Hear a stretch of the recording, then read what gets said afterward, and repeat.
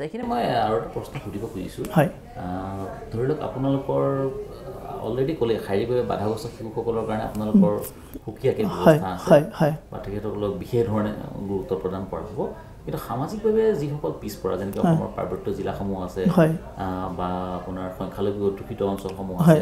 বা জনজাতি অধ্যুষিত কিছুমান অঞ্চল আছে বানপানীত আক্ৰান্ত কিছুমান অঞ্চল আছে এনেধৰণৰ আপোনালোকৰ কিবা বিশেষ আপোনালোকৰ কেনেধৰণৰ আমি পদক্ষেপ ল'ব পাৰোঁ বা আপোনালোকৰ কিবা স্কিম বা তেনেধৰণৰ কিবা কাৰ্যপদ্ধতি হয় আপুনি ধৰক হয় এই কথাটো খুব ইম্পৰ্টেণ্ট কাৰণ আমাৰ যদি আপুনি ড্ৰপ আউট বা নেভাৰ এণ্ডৰ ল'ৰা ছোৱালী চায় তেতিয়া এটা সৰহ সংখ্যকে এনেকুৱা ঠাইৰ পৰা অহা কাৰণ সেইবিলাকত হয়তো স্কুলত প্ৰপাৰলি তেওঁলোকে এক্সেছটো নোপোৱাৰ কাৰণে হওক বা পিতৃ মাতৃৰ অসচেতনতাৰ কাৰণে হওক বা অন্য ধৰণৰ কিবা তেওঁলোকৰ ট্ৰেন্সপৰ্টেশ্যন বা তেওঁলোকৰ যিখিনি কমিউনিকেশ্যনৰ প্ৰব্লেমৰ কাৰণে হওক ল'ৰা ছোৱালীখিনি বিদ্যালয়ৰ আউটাৰত থাকিব পাৰে এতিয়া কথাটো হ'ল যে এই অঞ্চলবিলাকৰ যে সমস্যা আছে এইটো কিন্তু অকল শৈক্ষিক সমস্যা বুলি ক'লে আমি ভুল কোৱা হ'ব কাৰণ এইটো এটা সামাজিক সমস্যা আৰু এইটো এটা কনভাৰ্জেঞ্চ এপ্ৰ'চ এটা লাগিব তেনেকৈ আপুনি চাইল্ড লেবাৰৰ কথা যদি কয় সেইটোৰ ক্ষেত্ৰতো একেটা কথাই হয় যে ছ'চিয়েল এটা ইছ্যু ছ'চিয়েল প্ৰব্লেম চ' সকলো ডিপাৰ্টমেণ্ট যিখিনি লাইন ডিপাৰ্টমেণ্ট আছে ধৰক social welfare department labour department T tribe welfare department tea garden যি মানে ৱেলফেয়াৰ ডিপাৰ্টমেণ্ট আছে এছ টি ৱেলফেয়াৰ ডিপাৰ্টমেণ্ট বা আমাৰ যি এছ এছ এ বা এলিমেণ্টাৰী এডুকেশ্যন ডিপাৰ্টমেণ্ট আছে হেল্থ ডিপাৰ্টমেণ্ট এই সকলোৰে এটা কনভাৰ্জেঞ্চ এপ্ৰ'চ লাগিব ইয়াৰ ক্ষেত্ৰত আমি সৰ্বশিক্ষা বা ৰাইট টু এডুকেশ্যনৰ ক্ষেত্ৰৰ ফালৰ পৰা মই ক'ব খোজোঁ যে শিক্ষকৰ এটা অভাৱ আছিলে যিটো দূৰ কৰিবলৈ চেষ্টা কৰা হৈছে ৰাইট টু এডুকেশ্যনে ট্ৰেন্সপৰ্টেশ্যন ফেচিলিটিৰ কথা কৈছে যে তেওঁলোকৰ যদি তেনেকুৱা ওচৰত যদি বিদ্যালয় নাই কাৰণ ৰাইট টু এডুকেশ্যনে এটা সীমা বান্ধি দিয়া হৈছে যে আপোনাৰ 1 কিলোমিটাৰৰ ব্যৱধানত এখন এল পি স্কুল থাকিব বা 3 কিলোমিটাৰৰ ব্যৱধানত এখন ইউ পি স্কুল থাকিব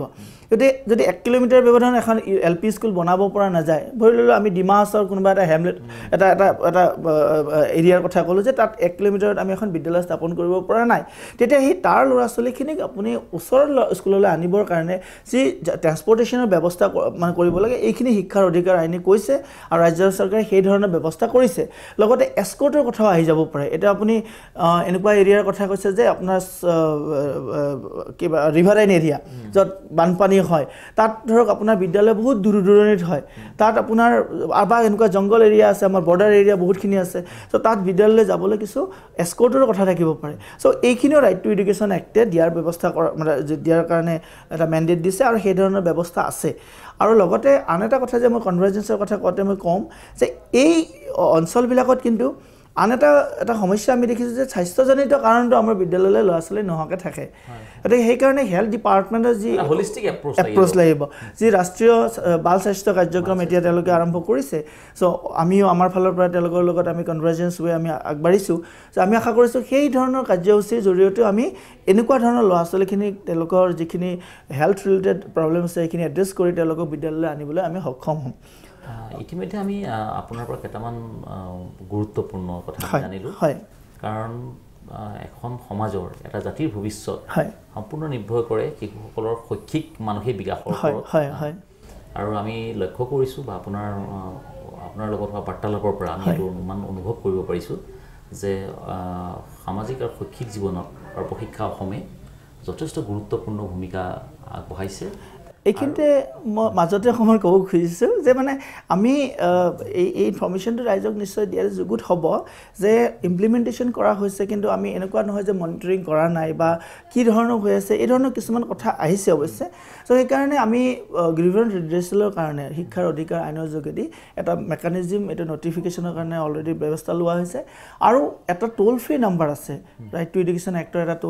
এটা টোল ফ্ৰী নম্বৰ আছে আৰু সেই টোল ফ্ৰী নম্বৰৰ যোগেদি যিকোনো ধৰণৰ কমপ্লেইন আমি দিব পাৰোঁ মই নিশ্চয় ৰাইজসকলৰ জ্ঞাততে ক'ম সেইটো হ'ল 1800-345-3525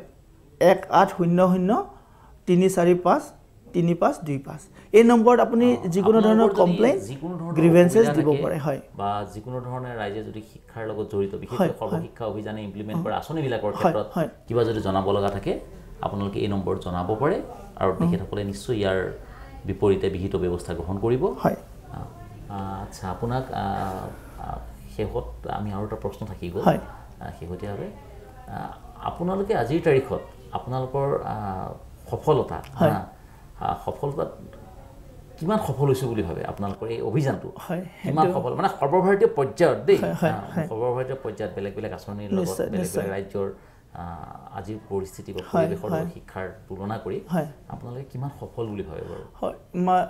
গোটেই নিশ্চয় এইটো খুব গুৰুত্বপূৰ্ণ কথা কাৰণ নিজে যেতিয়া এটা প্ৰগ্ৰাম যেতিয়া ইমপ্লিমেণ্ট কৰা হয় তাৰ কোনটো স্তৰলৈ আমি ধাবিতমান হ'লোঁ বা কোনটো স্তৰত আমি পালোঁ নিশ্চয় জনাটো দৰকাৰ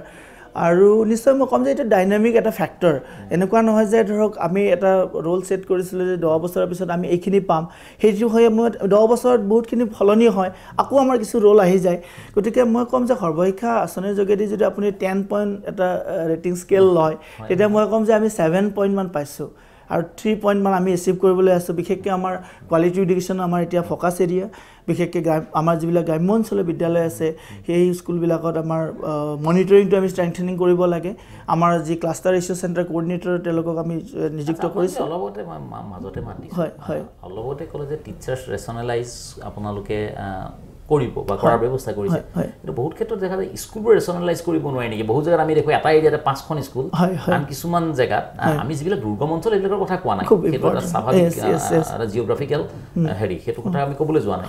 কিন্তু কিছুমান আমি প্লেইনছ এৰিয়াতে দেখিছোঁ যে এটা এৰিয়াত 5খন স্কুল আন এটা এৰিয়াত 5 কিলোমিটাৰ স্কুৱেৰ কিলোমিটাৰ এৰিয়াত তাতে স্কুল এখনো নাই হয় এইটো খুব ইম্পৰ্টেণ্ট কথা কিন্তু এটা কথা মই আপোনাক ক'ম এইখিনিতে যে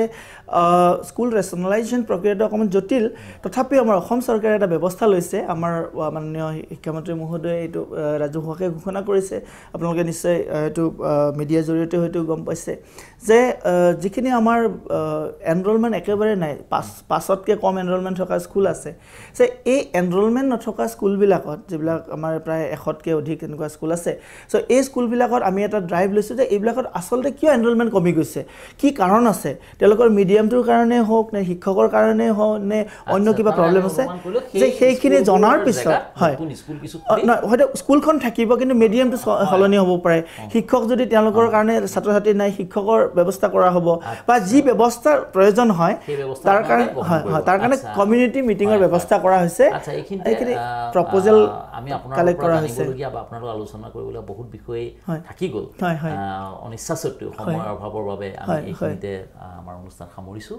আৰু আমি পুনৰ ঠাকুৰীয়া ছাৰক ধন্যবাদ জনাইছোঁ থেংক ইউ নমস্কাৰ